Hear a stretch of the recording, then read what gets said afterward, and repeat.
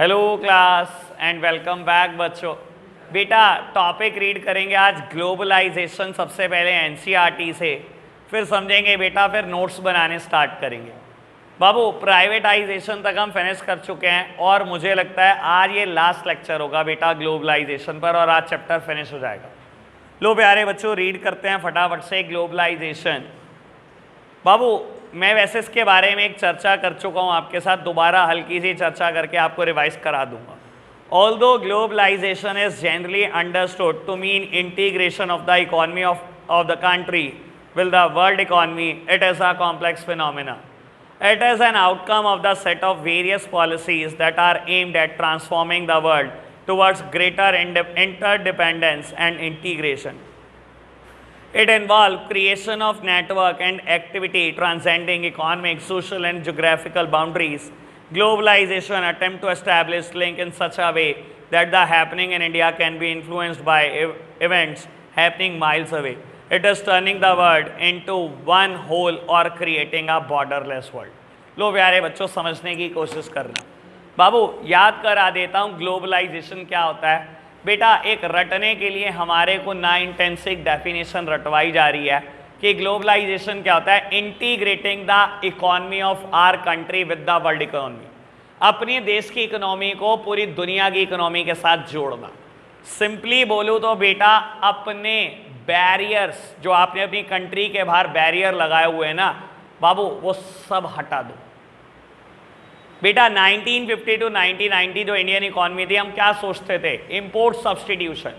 हम बाहर से कुछ इंपोर्ट करेंगे नहीं, हम बाहर कुछ एक्सपोर्ट नहीं करेंगे, जो चीज़ें हम इंपोर्ट करते थे उसको इन हाउस अपने देश में प्रोड्यूस करें। हमने क्या कर लिया था बेटा, अपनी बेटा बाउंड्री, अपनी देश की बाउंड्री बेटा क्या कर रही थी, बहुत बड़ी बड़ी दीवारें खड़ी कर दी थी। ये काइंड ऑफ दीवारी है बेटा कि हम चाहते ही नहीं बेटा हमारा किसी और देश के साथ लिंक हो, किसी कंट्री के साथ लिंक हो। लेकिन बेटा ग्लोबलाइजेशन बिल्कुल इसके अपोजिट था कि आप अपनी कंट्री की सारी दीवारें गिरा दो बेटा। देश एक इकोनॉमी नहीं होता, दुनिया एक इकोनॉमी है बेटा। और मैं हमेशा बोलता हूँ थैंक्स टू ग्लोबलाइजेशन कि बेटा हमें इतनी सारी फॉरेन ब्रांड यूज़ करने को मिलते हैं। एज अ कंज्यूमर हमारा बहुत भला हुआ, ठीक है ना। मोबाइल फ़ोन देख लो बेटा, अच्छे ब्रांड सारे फॉरेन के हैं बेटा। कार्स देख लो फॉरेन के अच्छे ब्रांड है। टू व्हीलर्स देख लो बेटा, इंपोर्टेड शर्ट्स, गारमेंट्स, कुछ देख लो बेटा, हर चीज़ में कहीं ना कहीं फॉरेन कंपनी नज़र आ जाएगी आपको। बेटा ग्लोबलाइजेशन का सिंपली मीन्स होता है export promotion and import liberalisation. Export promote कर देना और इंपोर्ट को लिबरलाइज कर देना। लेकिन बेटा ग्लोबलाइजेशन में हर चीज़ अच्छी नहीं होती, ये बात ज़रूर ध्यान रख लेना। क्या होता है बेटा ग्लोबलाइजेशन से? Interaction and interdependence on the various country will rises. बेटा दूसरी कंट्रीज के ऊपर ना हमारी इंटरडिपेंडेंस बढ़ने लगती है, और ये बात एक लाइन में यहाँ पर आई हुई है जब मैंने रीड करी। बेटा इंटरडिपेंडेंस बढ़ने का मतलब समझते हो? हम कहीं ना कहीं दूसरी कंट्री के ऊपर इतने बेटा डिपेंड हो जाते हैं कि अगर वो कंट्री किसी दिन गलती से कह देना कि मैं आपके साथ डील नहीं करना चाहती, तो हम फंस जाएंगे। एक बात बता देता हूँ बेटा, जब कोविड स्टार्टिंग में फैला ना बेटा, और इंडिया ने क्या करा, इंपोर्ट एक्सपोर्ट बंद करे, कस्टम बंद करे अपने सारे, वो बेटा इसलिए बंद करे कि बाहर के सामान में कुछ आ गया तो, ठीक है ना। और सबसे पहले चाइना से ही बंद करा, और जब बंद करा ना चाइना से, जो डिस्पोजल मास्क है ना बेटा, उसकी कीमत 3.5 रुपये पहुँच गई इंडिया में, क्योंकि इंडिया में प्रोड्यूस ही नहीं होता था इस क्वांटिटी में, ना इतनी जल्दी प्रोड्यूस हो सकता था। 3.5 रुपये डिस्पोजल मास्क। और बेटा जैसे ही चाइना से स्टार्ट करा, 15 दिन में ही समझ में आ गया इंडियन गवर्नमेंट को काम नहीं चलेगा। 15 दिन में स्टार्ट हो गया दोबारा बेटा 80 पैसा आ गई, सिर्फ 15 दिन में 3.5 से 80 पैसा। तो आप समझ सकते हो यार कि हम कितना दूसरी कंट्री के ऊपर डिपेंड हो चुके हैं। आज की तारीख में हमारा कोई भी फेस्टिवल हो बेटा, चाइनीज़ प्रोडक्ट ने बिकना ही बिकना है, और इंडियन प्रोडक्ट के कंपैरिजन में ज़्यादा बिकना है। मानते हो कि नहीं? सोच कर देखो दिवाली, कितने क्रैकर्स, कितनी लाइटिंग हम चाइनीज़ खरीदते हैं बेटा बाबू। और चाइनीज़ खरीदने के पीछे कंज्यूमर तो अपना भला सोचता है, क्योंकि चाइनीज़ लाइटिंग के अगर कॉस्ट 100 रुपये है, वही चीज़ इंडियन कंपनी प्रोड्यूस ही 150 की करती है। जब प्रोड्यूस ही उसकी प्रोडक्शन कॉस्ट ही 150 आती है, तो कम से कम 200 की तो बेचेगी, क्योंकि सीजनल काम में बेटा मार्जिन कुछ ज़्यादा होता है।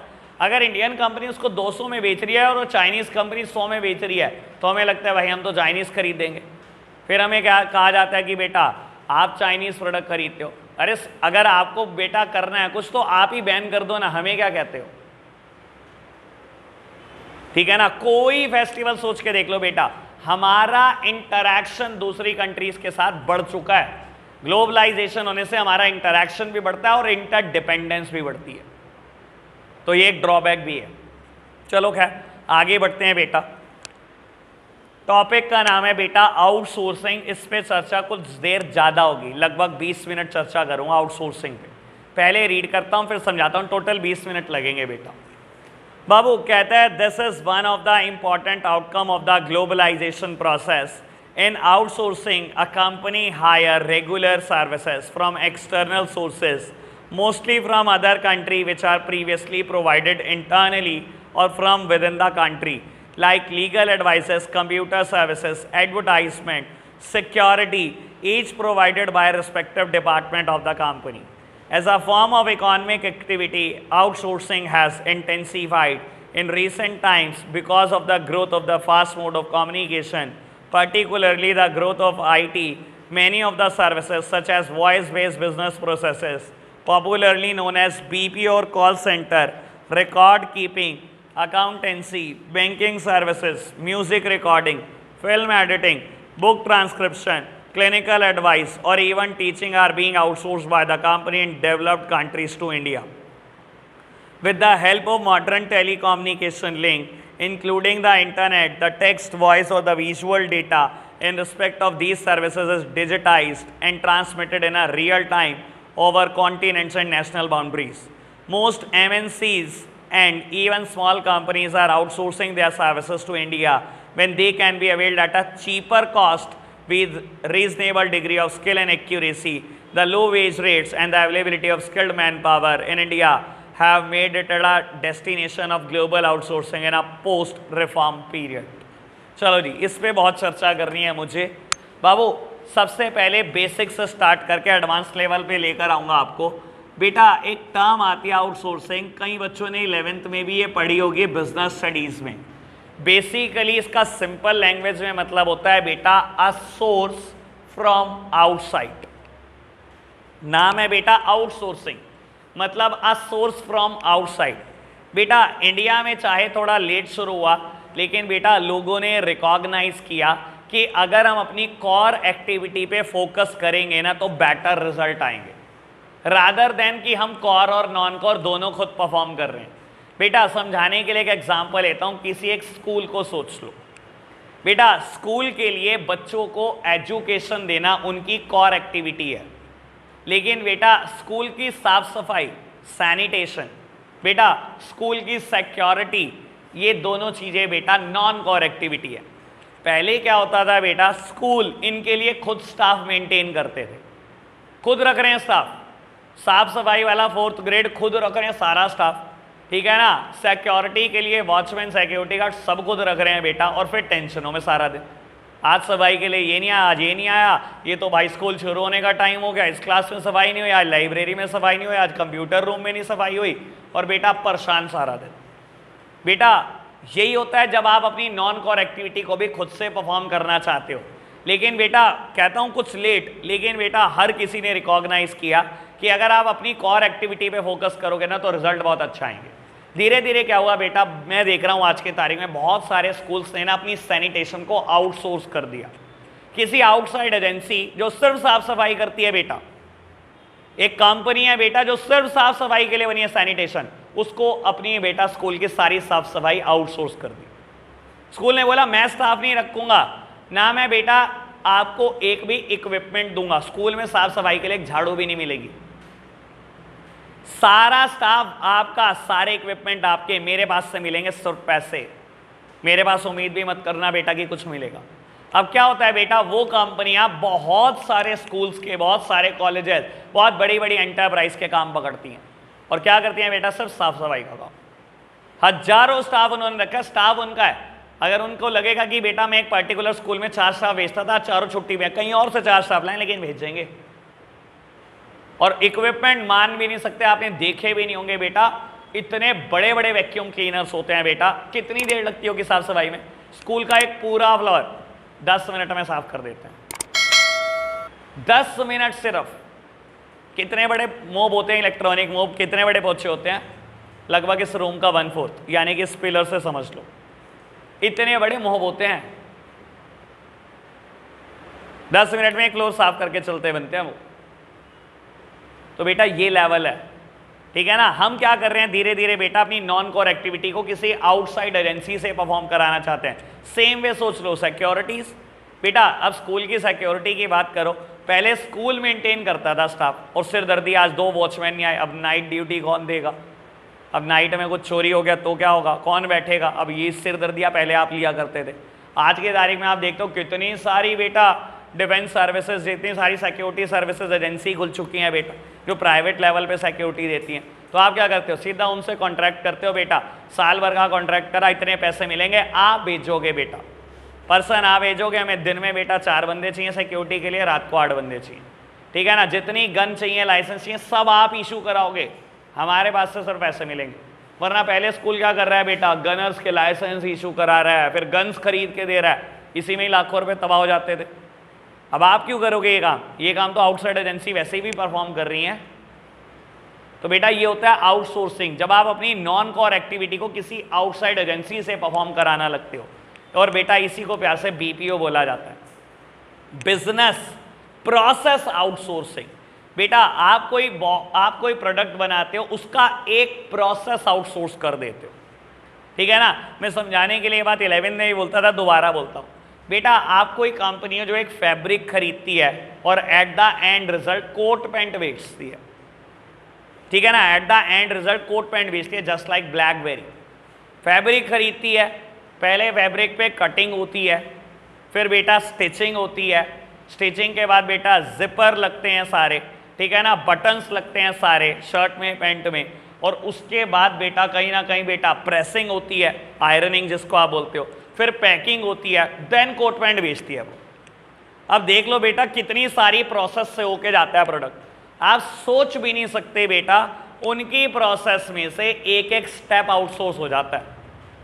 जब एक प्रोडक्ट को इतने सारे प्रोसेस से जाना होता है ना, तो हम क्या करते हैं, कुछ चीजें खुद नहीं परफॉर्म करके बेटा किसी आउटसाइड एजेंसी से परफॉर्म कराती हैं जो उस चीज में मास्टर हो। और जनरली बता देता हूं बेटा, ऐसी कंपनियां जो बेटा बटन्स लगाती है ना, वो आउटसोर्स कर देती हैं। आपको लग रहा होगा यार बटन, बेटा मेरे दोस्त ने काम खोला हुआ है, जीन पे बटन लगाता है वो, सिर्फ एक जीन पे बटन लगाने का 1 रुपया मिलता है। मैंने बोला यार ये क्या किया तूने, तू तो बहुत बड़ा बेवकूफ़ है, 1 लाख रुपए की तूने एक मशीन खरीदी बटन लगाने के लिए, और 5 मशीनें खरीदी, करेगा क्या तू इसका? कह रहा बहुत सारे लोगों के पास सहारनपुर में ऐसी मशीन नहीं है। मैंने कहा अच्छा। कह रहा 20 फैक्ट्रियों से मैंने बात कर ली, रोज़ के 500 देंगे जीन, एक फैक्ट्री, यानी कि रोज़ के 10,000 जीन, रोज़ की 10,000 जीन। कह रहा 10,000 रुपये बनते हैं। कहता है एक जीन पे अगर मेरा 20 पैसे भी खर्चा हो, यानी कि 8,000 रुपये मेरी कमाई है एक दिन की, सिर्फ बटन लगाने से। और कंपनियां सोचती हैं मैं क्यों खरीदूं 1 लाख की मशीन, मैं क्यों बटन लगाऊं। तो बेटा इतनी छोटी छोटी चीज आउटसोर्स होती है। पैकेजिंग आउटसोर्स होती है, आपको पता है, एक डब्बा पैक करने के 50 पैसे मिलते हैं, 20 पैसे 30 पैसे मिलते हैं। और कितनी एक कंपनी ऐसी है बेटा जो हजारों कंपनियों की पैकिंग उठा लेती है, जिसने हजारों एम्प्लॉई बेटा नौकरी दी हुई है हजारों लोगों को, और उसमें इतना बढ़िया कमा लेती है कंपनी। तो बेटा धीरे धीरे आउटसोर्सिंग का क्रेज आता जा रहा है। और आपको बता देता हूं, अब मैं थोड़ा एडवांस लेवल पे शिफ्ट करता हूं, ये बेसिक था बेटा। पहले ना आउटसोर्सिंग नॉन कोर एक्टिविटी की थी, और अब धीरे धीरे बेटा कोर एक्टिविटी भी कंपनियां अपनी आउटसोर्स करने लगी, due to the emergence of IT, due to the emergence of internet, tele conferencing, video conferencing. बेटा आज की तारीख में आप देखते हो टेली कॉन्फ्रेंसिंग, वीडियो कॉन्फ्रेंसिंग हमारे लिए आम बात हो चुकी है। तो बेटा बड़ी एंटिटी के लिए तो कुछ भी नहीं है ये चीज़ें, ठीक है ना। और रियल टाइम जब कोई डेटा ट्रांसमिट हो रहा होता है ना बेटा, उसकी बात ही अलग होती है। रियल टाइम पे बेटा बहुत सारी आउटसोर्सिंग आज की तारीख में होने लगी है, वो भी कोर एक्टिविटी की। सबसे पहला एग्जांपल बताता हूं बेटा मेडिकल का, मेडिकल सर्विसेज का। मेरी तरफ देखना, बहुत आराम से ये बात को समझना बेटा। इंडिया में मेडिकल सर्विसेज महंगी हैं या सस्ती, ये बताना। अच्छा चलो, इंडिया में मेडिकल सर्विसेज महंगी हैं या सस्ती हैं as compare to other country? बहुत सस्ती। बहुत ज़्यादा सस्ती।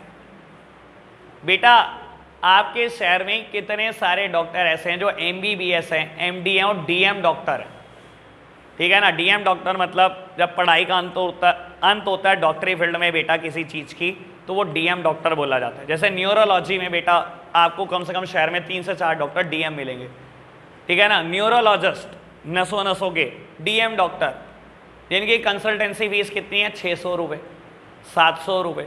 कितने हार्ट स्पेशलिस्ट मिलेंगे बेटा जो DM है, ठीक है ना, 600-700 हज़ार रुपये कंसल्टेंसी है उनकी, ठीक है ना बेटा। और ऐसे बहुत सारे हैं, मैं नहीं कह रहा किसी फील्ड की कोई कमी है, किसी फील्ड की कोई कमी नहीं है, ठीक है ना। अब आप ये बात समझो, भगवान ना करे अगर अमेरिका में कोई इंसान सिर्फ 15 दिन के लिए हॉस्पिटलाइज हो जाता है ना, तो हॉस्पिटल का बिल 1 CR के क्रॉस होता है। इतनी महंगी वहां पर मेडिकल सर्विसेज है, आप सोच भी नहीं सकते। इंडिया इस टाइम बहुत सारी मेडिकल सर्विसेज अमेरिका को दे रहा है, सिर्फ आउटसोर्सिंग की वजह से। आप सोचना बेटा, मैं आपको एक बात सोचने को कहता हूं और आपको बेटा रियलिटी से अवेयर कराता हूं। बाबू अमेरिका में नाइट में किसी पेशेंट के साथ कोई इमरजेंसी हो गई, ठीक है ना, मान लो उसके सर में ही चोट लग गई और CT स्कैन करा हॉस्पिटल ने फटाफट से किसी स्टाफ ने और डॉक्टर अवेलेबल नहीं है, वो बेटा क्या करते हैं, सारी रिपोर्ट्स इंडिया भेज देते हैं। 2 फायदे, एक तो इंडिया की मेडिकल सर्विसेज सस्ती, दूसरी बात जब अमेरिका में रात हो रही होती है तो इंडिया में दिन हो रहा होता है। वहाँ भी बेटा नाइट में डॉक्टर को उठाएंगे, कहीं ना कहीं चार्जेस बढ़ते चले जाएंगे। इंडिया में सस्ता मिलेगा डॉक्टर, और फिर दिन है इंडिया में तो वैसे ही सस्ता मिलेगा। दूसरी बात, आज की तारीख में यार वीडियो कॉन्फ्रेंसिंग, टेली कॉन्फ्रेंसिंग नाम की चीज़ है, रियल टाइम में बेटा डॉक्टर रिपोर्ट के में क्या क्या है सब शेयर कर देगा आपके साथ। तो बहुत सारी मेडिकल सर्विसेज आज की तारीख में इंडिया आ रही हैं। एजुकेशन सर्विसेज में कोई कमी नहीं है, लीगल एडवाइस की कोई कमी नहीं है बेटा, यानी कि कंपनियां अपनी कोर एक्टिविटी देने लगी। आप सोचो बेटा, हॉस्पिटल के लिए कोर एक्टिविटी क्या है, मेडिकल सर्विसेज देना, वही उन्होंने इंडिया दे दी। क्या कोर एक्टिविटी भी आउटसोर्स कर रही हैं आज की तारीख में कंपनियां बेटा, कर रही हैं। इसे हम KPO बोलते हैं। 11th क्लास में कंसेप्ट आता था नॉलेज प्रोसेस आउटसोर्सिंग, इसी को बोलते हैं KPO। इंडिया आज की तारीख में BPO का भी हब है बेटा, यानी कि आप बोलो सिंपल भाषा में, बिजनेस प्रोसेस आउटसोर्सिंग BPO की फुल फॉर्म है। जनरली लोग BPO से मतलब कॉल सेंटर समझते हैं। कंपनी अमेरिका की है, बस इंडिया में क्या करते हैं बेटा पता है ना, ग्रेजुएट, बहुत सारे पोस्ट ग्रेजुएट या बाबू बहुत सारे लोग अनएम्प्लॉयड है, 12th पास, जिनकी थोड़ी सी भी फ्लुएंट इंग्लिश है बेटा, आपको कॉल सेंटर में जॉब मिल जाती है 10-12 हज़ार रुपये महीना। इंसान को लगता रहता है यार मैं दिल्ली जा रहा हूँ, मैं पढ़ाई कर रहा हूँ, चल 10-12 हज़ार रुपये महीना अपना खर्चा भी निकालता रहूँगा। इंसान कॉल सेंटर में जॉब करना शुरू कर देता है। आपको बता दिया जाता है अगर बंदे के पास ये प्रॉब्लम हो तो आपने ऐसे ऐसे सॉल्यूशन देना, ठीक है ना। जो कॉल सेंटर में हम कॉल करते हैं ना बेटा, टोल फ्री नंबर पर, ठीक है ना, कंपनी अमेरिका की होगी, टोल फ्री नंबर पे आप कॉल करोगे, आपको लगता है अमेरिका से बात हो रही है, सॉल्यूशन अमेरिका से आ रहा है, इंडिया से आ रहा होता है। 100% कंपनियां ऐसी होंगी जिनका कॉल सेंटर इंडिया है। इससे सस्ता बेटा स्टाफ नहीं मिल सकता कहीं। इंडिया में सबसे अच्छी बात क्या है बेटा, चीपर लेबर है बेटा, और स्किल्ड लेबर भी चीपर है, जिनके पास अच्छे खासे स्किल है बेटा। एडवर्टाइजिंग एजेंसी कई अमेरिकन कंपनी की बेटा इंडिया है। जो टीम मेरे लिए काम करती है मेरे सक्सेस मंत्रा प्रोजेक्ट के लिए, वही टीम बेटा कनाडा से कितने प्रोजेक्ट उठाती है, पूरी पूरी रात जागते हैं, पूरी पूरी रात उनके लिए ऐड करते हैं, डिजिटल मार्केटिंग करते हैं। अमेरिका से काम, कनाडा से काम उठाया हुआ है इंडियंस ने, आउटसोर्सिंग। क्यों बेटा, अगर वो काम अपने देश में कराएंगे ना लुट जाएंगे, इतनी महंगी है बेटा वहाँ पर चीज़ें। इंडिया में बेटा चीपर लेबर है, स्किल्ड बेटा, स्किल्ड मैन पावर है, और बहुत सस्ती मैन पावर है बेटा। इस वजह से इंडिया आउटसोर्सिंग का ग्लोबल हब बन चुका है। ठीक है जी, बात समझ आई आउटसोर्सिंग से रिलेटेड सारी। इस पे मुझे एक शॉर्ट नोट लिखवाना है, पेपर का पार्ट है 1001%। लिखो फटाफट से हेडिंग आउटसोर्सिंग। बेटा फर्स्ट बुलेट लिखना आउटसोर्सिंग में, this is one of the important outcome of globalisation. This is one of the important outcome of globalization.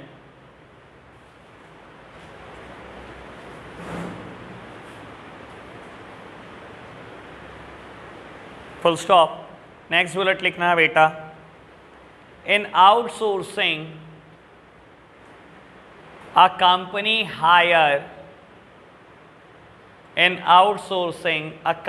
hire regular services from external sources, mostly from other countries,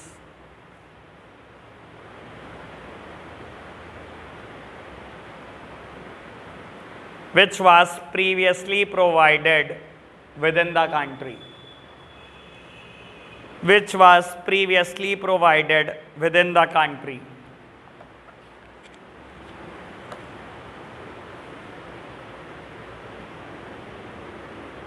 मेरी तरफ देखना बेटा, एक minute.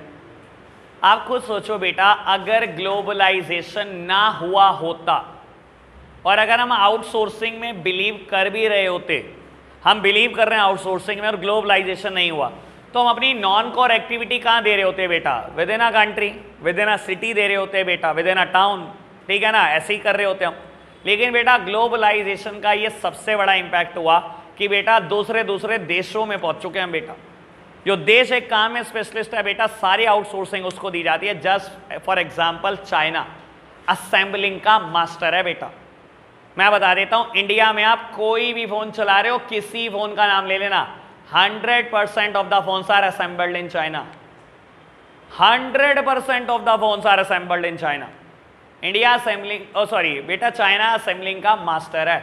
और iPhone के पीछे लिखा होता है, शायद कभी आपने पढ़ा हो बेटा, ठीक है ना, this phone is manufactured by Apple INC California, but it is assembled in China.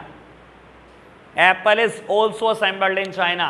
बेटा एप्पल फोन के पार्ट्स यूएसए से पहले चाइना जाते हैं, चाइना में असेंबल होता है फोन, वापस आता है अमेरिका, फिर जाकर बेटा डिस्ट्रीब्यूशन स्टार्ट होता है फोन्स का। सोच भी नहीं सकते आप ये बातें। ये नहीं है बेटा कि खराब चीज़ ही असेंबल होती है, हमें बहुत अच्छी चीज़ें भी असेंबल होती हैं। डिपेंड करता है आप पैसे कितना खर्चना चाहते हो। दूसरी बात बता देता हूँ बेटा, आज की तारीख में चाइना में जो असेंबलिंग हो रही है, एक भी असेंबलिंग इंसान नहीं करता। They are shifted to the 100% robots, यानी कि फोन को कोई इंसान हाथ ही नहीं लगाता, सारे फोन असेंबल करते हैं बेटा रोबोट्स। और बहुत बड़ा रेवेन्यू चाइना का बेटा असेंबलिंग से, ठीक है ना बेटा। तो बाबू ये होता है जब आपने ग्लोबलाइजेशन कर दिया, सारे देशों ने ग्लोबलाइजेशन कर दिया, और बेटा आउटसोर्सिंग के बेनिफिट लेने के लिए आप दूसरी कंट्री को अप्रोच कर रहे हो, जो कंट्री जिस चीज में स्पेशलिस्ट है।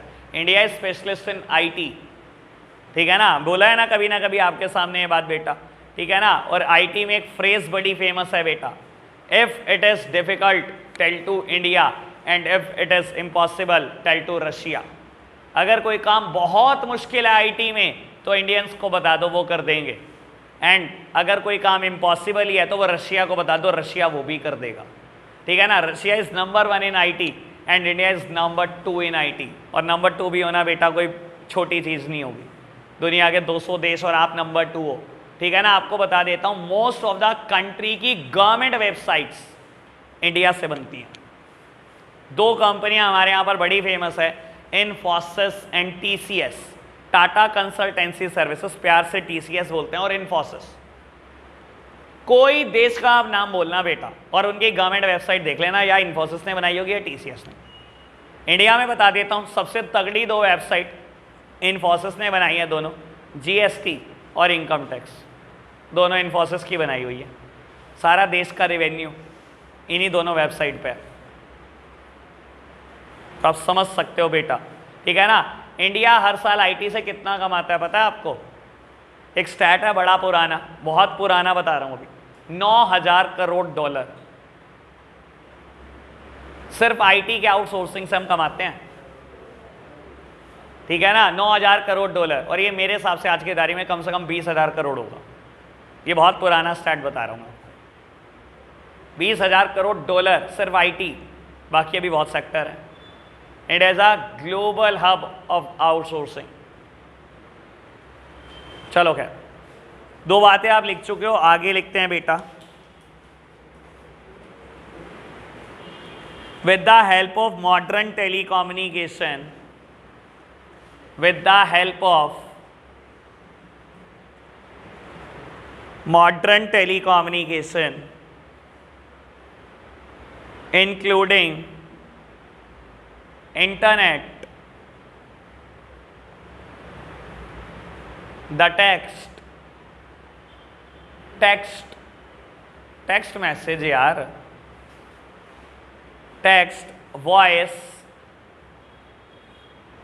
video conferencing, teleconferencing,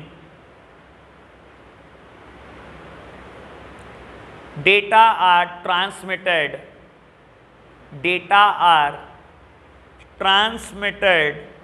in real time over continents.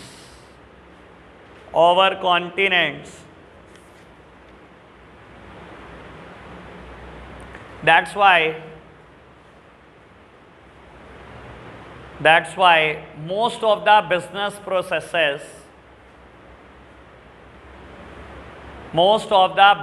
processes like accounting, music recording, film editing, clinical advice,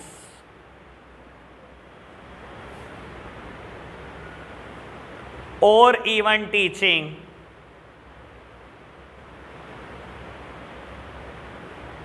are being outsourced.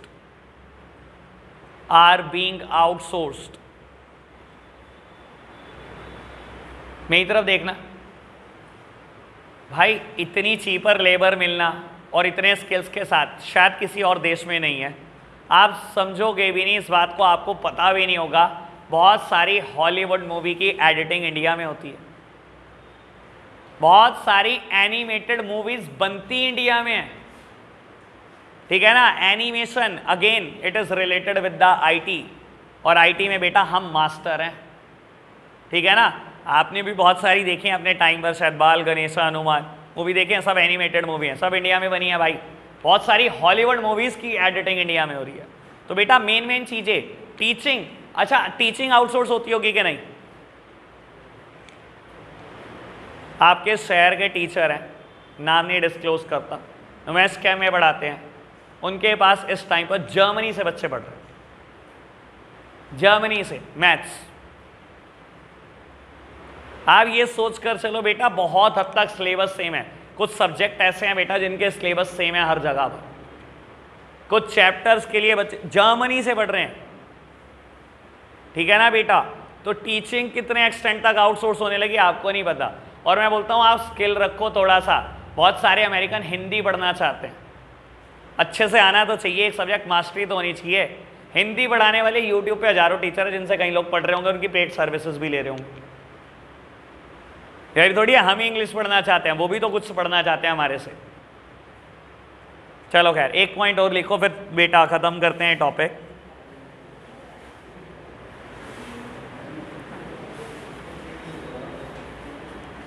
Most of the companies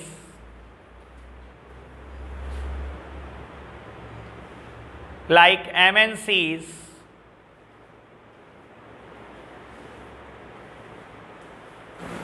are outsourcing their services to India,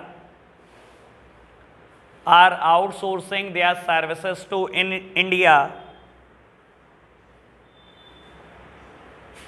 because it can be availed at cheaper cost.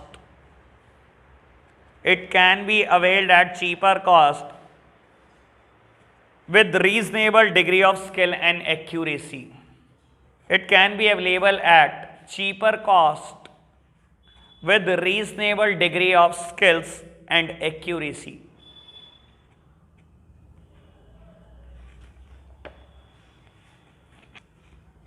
Outsourcing finish हो गया। मेरा ख्याल भाई मैंने पूरी कोशिश की है आउटसोर्सिंग बेसिक से लेकर आपको एडवांस तक समझाने की, ठीक है ना। क्लियर होना चाहिए यार इतनी चीज़ें तो। इवन एक बात और बोल देता हूं, खैर मैंने आपको बहुत सारे आउटसोर्सिंग के एग्जांपल दे दिए। कोर एक्टिविटी में एक बात बोल देता हूं, बहुत सारी फार्मा कंपनियां इंडिया से इस टाइम मेडिकल रिसर्च करा रही हैं। बहुत सारी फार्मा कंपनियां, मतलब जो उनकी कोर एक्टिविटी है, भाई फार्मा कंपनी के एंगल से सोचोगे ना, उनकी कोर एक्टिविटी है रिसर्च। अगर वो मेडिकल रिसर्च नहीं करेंगे बेटा तो नई बीमारियों के लिए बेटा जो ड्रग चाहिए वो इन्वेंट कैसे होंगी। मतलब वो इंडिया से करा रहे हैं, क्योंकि इंडिया में सस्ती हो जाती है रिसर्च भी। इंडिया के साइंटिस्ट थोड़े सस्ते पड़ते हैं। ठीक है बेटा, चलो खैर मैंने बहुत एग्जांपल दिए। एक बार हम WTO आज रीड करके जाएंगे, छोटा सा मुद्दा रीड करना है मुझे, 2 पैराग्राफ बस यार रीड करके जाएंगे। बाबू WTO पढ़ रहा हूं, हाथों की तो पैकिंग होगी थी। The WTO was founded in 1995 as the successor organization to the General Agreement on Trade and Tariff (GATT). GATT was established in 1948 with 23 countries as the global trade organization to administer or multilateral trade agreement by providing equal opportunity to all countries in the international market for trading purposes. WTO is expected to establish a rule-based trading regime in which nations cannot place arbitrary restriction on trade. In addition, its purpose is to enlarge production and trade of services, to ensure optimum utilization of world resources, and to protect the environment. The WTO agreement covers trade in goods as well as services to facilitate international trade, bilateral or multilateral, through removal of tariff as well as non-tariff barrier and providing greater market access to all the member countries. आपको बता देता हूं, ये 2 paragraph में इतनी information है कि question यहां से आ जाते हैं बहुत सारे। ठीक है ना, MCQ के लिए भी बात कर लूं, सब्जेक्टिव बड़े सारे क्वेश्चन बनते हैं। आपको लग रहा होगा लिखा ही क्या है, लेकिन मुझे पता है इन्होंने क्या क्या लिख दिया इस चीज में। ये तो एक वर्ड दे देते हैं, NCERT साइड हो जाती है। मुझे पता है बेटा कैसे कैसे शॉर्ट नोट आते हैं। शॉर्ट नोट आता है बेटा, कंपैरिजन कर दो bilateral trade and multilateral trade, दोनों वर्ड आए हुए हैं। Tariff barriers and non tariff barriers. WTO के प्रेजेंट कितनी कंट्रीज मेंबर हैं? WTO से पहले ऑर्गेनाइजेशन का नाम क्या था, उसकी फुल फॉर्म क्या थी, कितने उसके मेंबर थे? प्रेजेंटली WTO के क्या मेंबर है? ऑब्जेक्टिव ऑफ WTO आपने ढंग से नहीं पढ़ा होगा। 4 ऑब्जेक्टिव बताया इसने WTO के, पढ़ा नहीं होगा आपने, मैं पक्का बोल रहा हूं। 4 ऑब्जेक्टिव हैं। एक तो इधर देखना मेरी तरफ, इसने बोला ना एनलार्ज करना प्रोडक्शन और trade of services, optimum utilisation of world resources, ठीक है ना, प्रोटेक्शन ऑफ एनवायरमेंट, और एक और बात बोली कहीं ना कहीं इसने, equal opportunities to all country in the international market for trading purposes. 4 बातें, चारों बातें मैंने यहीं से बोली हैं। ये ऑब्जेक्टिव थे WTO के। चलो खैर मैं बात बताता हूं बेटा। बाबू 1948 में बेटा एक ऑर्गेनाइजेशन बनी GATT, general agreement on trade and tariff. बेटा इसको हटाकर 1 जनवरी 1995 को WTO ने रिप्लेस करा। GATT में कुछ कमियां थी बेटा, जिसकी वजह से WTO को आना पड़ा। बाबू वर्ल्ड ट्रेड ऑर्गेनाइजेशन प्रेजेंटली 148-150 के आसपास बेटा कंट्रीज इसकी मेंबर हैं। WTO उन कंट्रीज को कभी मेंबर नहीं बनाता बेटा जो कंट्री आतंकवाद में घुसी हुई है। मतलब जिसमें कोई भी कमी है बेटा, WTO जो किसी भी तरीके से ट्रेड को प्रमोट नहीं करती ना, वो कंट्री कभी WTO की मेंबर नहीं बनती। WTO बनाता ही नहीं है मेंबर, ठीक है ना। WTO का मेंबर बनने की शर्त क्या है बेटा? WTO की बातें सुनना।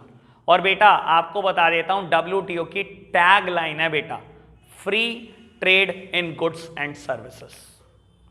मतलब समझते हो, free trade in goods and services का, जो सस्ता बनाएगा वो सस्ता बेचेगा। कोई कंट्री हो आप, चाहे you are a developed nation, चाहे you are a developing nation, आप अपने देश की बेटा जो भी इंडस्ट्रीज है, डोमेस्टिक इंडस्ट्रीज हैं, उनको प्रोटेक्शन नहीं दोगे किसी भी तरीके का नहीं। मींस फिलॉसफी क्या है WTO की? Survival of the fittest. Survival of the fittest का मतलब ये होता है सस्ता बनाएगा जो, वो सस्ता बेचेगा। Free trade in goods and services. आपको बता देता हूं GATT के टाइम पर कभी ट्रेड इन सर्विसेज स्टार्ट ही नहीं हुआ था। WTO ने आकर बेटा ट्रेड इन सर्विसेज स्टार्ट किया था बिटवीन कंट्रीज, ठीक है ना। बिटवीन कंट्रीज कभी सर्विसेज ट्रेड नहीं होती थी, सिर्फ गुड्स ही बिका करते थे GATT के टाइम पर। और GATT में इतनी कमियां थी कि डेवलप्ड कंट्रीज एडवांटेज उठाती थी हमेशा। यानी कि बेटा होता क्या था, अगर हिसाब किताब लगाया जाए ना 1948 से 1944, तो क्या हिसाब रहा है बेटा? तो डेवलप्ड कंट्रीज ने 95% ऑफ द ट्रेड किया होगा और डेवलपिंग कंट्री को सिर्फ आप 5% 10% करने देते थे। बेटा गैट में ना कोटा फिक्स था। गैट का भी बेसिक प्रिंसिपल ये था फ्री ट्रेड इन गुड्स, लेकिन गैट में क्या था, कोटा फिक्स किया हुआ था कि डेवलपिंग कंट्री टोटल ट्रेड का, टोटल ग्लोबल ट्रेड का सिर्फ 5 से 10% ही ट्रेड कर सकती हैं। तो किसी ने पूछा कि एक तरफ तो आप कहते हो फ्री ट्रेड इन गुड्स और एक तरफ तुमने डेवलपिंग कंट्री का कोटा फिक्स कर दिया, चाहे वो सस्ता बना रही है, तो फिर फायदा क्या हुआ? कोई भी डेवलपिंग कंट्री ना धीरे धीरे बेटा गैट से मन उठ गया था, कोई भी मेंबर कंट्री बनना नहीं चाहती थी। फिर बेटा गैट को रिप्लेस करा WTO ने और बेटा बहुत सारी कंट्री फिर WTO के साथ जुड़ी, क्योंकि इसका बेसिक प्रिंसिपल, इसकी टैगलाइन बिल्कुल ठीक थी। समझ आई बात? चलो खैर बाकी बातें कल करूंगा, WTO में बताने के लिए वैसे ही बहुत कुछ है। ठीक है जी, आज के लिए हम इतना ही रखते हैं बच्चों, बाय बाय।